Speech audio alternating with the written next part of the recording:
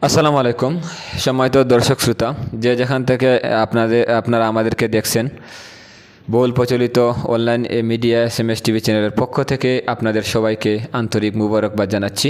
দর্শক শ্রোতা, আসন্ন সিলেট সদর উপজেলা নির্বাচনকে সামনে রেখে প্রবাসীদের ভাবনা শীর্ষক অনুষ্ঠান আমরা শুরু করতে যাচ্ছি।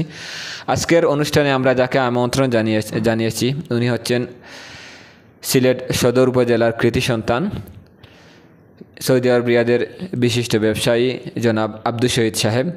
আমরা জনাব আব্দুল শহীদ সাহেবকে SMS টিভির পক্ষ থেকে ধন্যবাদ জানাচ্ছি ওনার মূল্যবান সময় নষ্ট করে আমাদের সাথে সময় দেওয়ার জন্য। সম্মানিত দর্শক, অনুষ্ঠান শুরুর পূর্বে আমরা আপনাদেরকে জানিয়ে দিচ্ছি আমাদের আসন্ন উপজেলা পরিষদ নির্বাচন নিয়ে প্রবাসীদের ভাবনা শীর্ষক অনুষ্ঠান ধারাবাহিকভাবে চলতে থাকবে। অবশ্যই আপনারা আমাদের সাথে থাকবেন। সম্মানিত অতিথি, আমরা ধন্যবাদ আবারও জানাচ্ছি আপনাকে আমাদের সাথে যুক্ত হওয়ার জন্য। আপনি একজন প্রবাসী হিসাবে আসন্ন উপজেলা পরিষদ নির্বাচনে আপনার প্রত্যাশা কী, অবশ্যই আপনি আমাদেরকে বলবেন। আসসালামু আলাইকুম সম্মানিত দর্শক শ্রোতা, SMS টিভিকে দর্শক শ্রোতাবাসীকে সবাইকে আমি আন্তরিক অভিনন্দন। সম্মানিত দর্শক শ্রোতা, আসন্ন সদর উপজেলা সিলেট 360 আউলিয়ার পূর্ণভূমি হযরত শাহজালাল শাহপুরান সহ এই অত্যাধুনিক পবিত্র ভূমিতে আগামী 8ই মে একটি অবাধ, সুষ্ঠু, নিরপেক্ষ একটি নির্বাচন আমরা আশা করি। আমরা আশা করি মানুষ, দর্শক, ভোটার সমস্ত লোক তাদের একজন যোগ্য ক্যান্ডিডেটকেই বেছে নেবে, এই আমার প্রত্যাশা। ধন্যবাদ জনাব। আপনি 8 নং খান্দিগাঁও ইউনিয়নের বাসিন্দা হিসেবে আপনার গ্রাম এবং ইউনিয়নের এবং উপজেলার এই মুহূর্তে সবচেয়ে গুরুত্বপূর্ণ উন্নয়নমূলক কী কী কাজ বাকি আছে বলে আপনি মনে করেন? আমার 8 নম্বর খান্দিগাঁও ইউনিয়ন 2 নম্বর ওয়ার্ড সোনাতুল্লাহ টু লামারগাঁও গ্রামে আমার বাড়ি। আমরা এলাকাত দীর্ঘদিন রাস্তাঘাটেরও খুব বেহাল দশা আছিল, বর্তমানে কাজ চলতেছে। আমাদের এলাকাত অর্থমন্ত্রী আবুল মাল আব্দুল মুহিত সাহেবের আমরা নির্বাচিত করার পরে আশফাক আহমদ সাহেবের 3বার নির্বাচনও ফাঁস করাইছি উপজেলার। কিন্তু আমরা গ্যাস থেকে বঞ্চিত। আমরা একবারে সিটি কর্পোরেশনের নিকটবর্তী এরিয়াত, একবারে সীমানার বর্ডারও আমরা। কিন্তু আমরা অত্যন্ত মর্মাহত, আমরা এখন পর্যন্ত গ্যাস পাইছি না। আমরা এই গ্যাস থেকে বঞ্চিত। শিক্ষার হার খুবই কম। লেখাপড়ার লাগে এটা আমার গ্রামও এটা প্রাইমারি স্কুলও নাই। আমি আশা করব আগামী উপজেলা নির্বাচনে যিনি ক্যান্ডিডেট হইবেন আমাদের এটা প্রাইমারি স্কুলের ব্যবস্থা করে দেওয়ার জন্য। ধন্যবাদ আপনাকে, আপনি আপনার মতামত উপস্থাপন করলেন। এই যে আপনি যে চাহিদাগুলো বললেন যে আপনার রাস্তাঘাট এবং প্রাথমিক বিদ্যালয়, আসলে প্রাথমিক বিদ্যালয় আপনার এলাকার মধ্যে নেই। আমিও জানি, যেহেতু আপনার এলাকায় আমি কিছুদিন বসবাস করছি। একটি ব্রাক স্কুল আছে।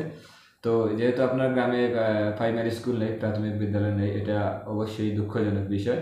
আমরা আসন্ন পরিষদ নির্বাচনে যারা জয়লাভ করবেন তাদেরকে আশা করব এদিকে অবশ্যই সুদৃষ্টি রাখবেন। আপনি এই কাজগুলো আপনার বাস্তবায়ন করার জন্য আপনি কীরকম নেতৃত্বর, কীরকম নেতার প্রয়োজন মনে করতেছেন এই মুহূর্তে? এই মুহূর্তে সিলেট সদর উপজেলার যে সমস্ত ক্যান্ডিডেট খাড়া হয়েছেন সবাই একজন এক দিক দিয়া যোগ্য, সেই অযোগ্য নাই। আমরা যে কোনো বিষয় আসলে দেখি যোগ্য ছাড়া তো ক্যান্ডিডেট তো পারে না, তার বাদেও একজন যোগ্যতার শীর্ষে থাকেন। আমরা মন্ত্রীবিহীন সিলেট, এই মন্ত্রীবিহীন সিলেটও মন্ত্রীর থাকা অবস্থায় আমরা যখন গ্যাস পাইছি না, অনেক উন্নয়ন থেকে আমরা বঞ্চিত আছি। আমরা খান্দিগাঁও ইউনিয়ন ও সোনাতুলা এলাকা লামারগাঁওর মানুষ, তখন এইখানে বর্তমানে মন্ত্রীবিহীন এই জায়গাত একজন সরকার দলীয়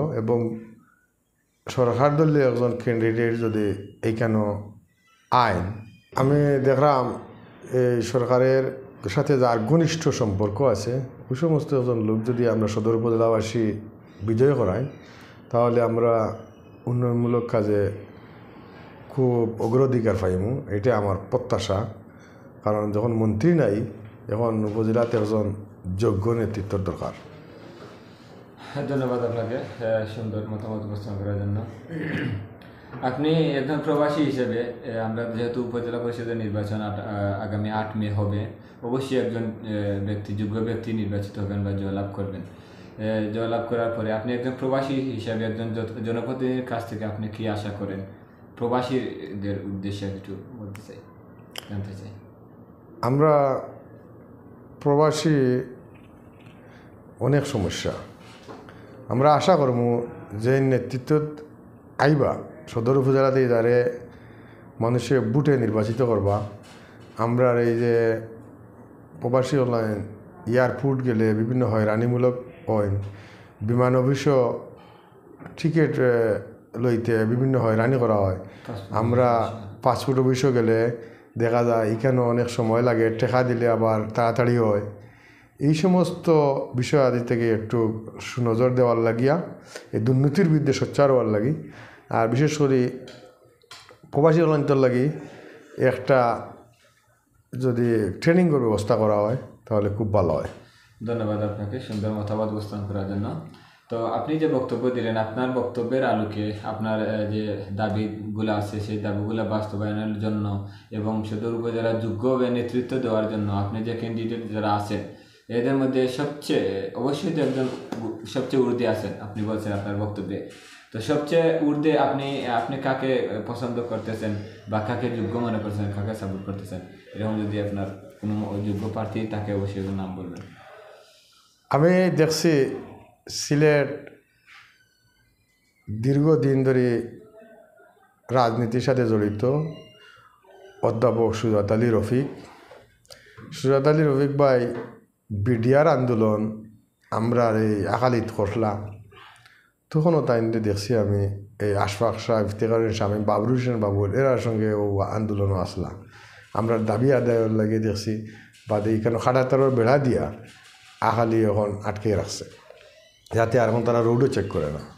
আমি বাদাঘাট ব্রিজের সময় দেখছি হুমায়ুন রশিদ সাহেবের লগেও সুজাত আলী রফিক এই বাদাঘাট ব্রিজ বাস্তবায়ন করার লাগিয়া তাই অগ্রণী ভূমিকা রাখছেন। হ্যাঁ, এই সময় তাইনের অগ্রণী ভূমিকা আছিল। শাহ কুরুম কলেজ প্রতিষ্ঠা করতে তাই অনেক ত্যাগ স্বীকার করছেন। বাস টার্মিনাল আমরা সিলেট কুমারগাঁও যে বাস টার্মিনাল, এই বাস টার্মিনাল আন্দোলন তাই অগ্রণী ভূমিকা অবৈধভাবে লিজ দেওয়া হয়ে গেছিলো। তখন দেখছি আমি যে এলাকার মানুষের স্বার্থর লাগে তাই আন্দোলনও চাপিয়া করছেন। এরপরে তাইনের বিয়া আছিল 2 দিন আগে, তাইনটা পুলিশ দিয়ে গ্রেফতার করেছেন, কিন্তু তাই এই সময় কিন্তু আওয়ামী লীগ সরকার ক্ষমতাতে ছিল। তারপরেও তাই পিছপা হয়েছিল না, তাই এরার বিরুদ্ধে অবস্থান নিছেন যে আমার এলাকার স্বার্থর লাগে আমি অবৈধ এই লিজ দিয়ে আমার এলাকার মানুষের খর্ব করো। এটা আমার মনে হয় অধ্যক্ষ সুজাত আলী রফিক একজন দক্ষ এবং রাজনৈতিক নেতা হিসাবে বর্তমানে শেখ হাসিনার লগে যার একটা সুসম্পর্ক রয়েছে। আমরা দেখি এই যে সিলেট আলিয়ার মাটক গোলাপগঞ্জ সিলেট বিভাগও যে কোনো জায়গাত সুজাত আলী রফিক বিভাগীয় প্রোগ্রামও থাকে।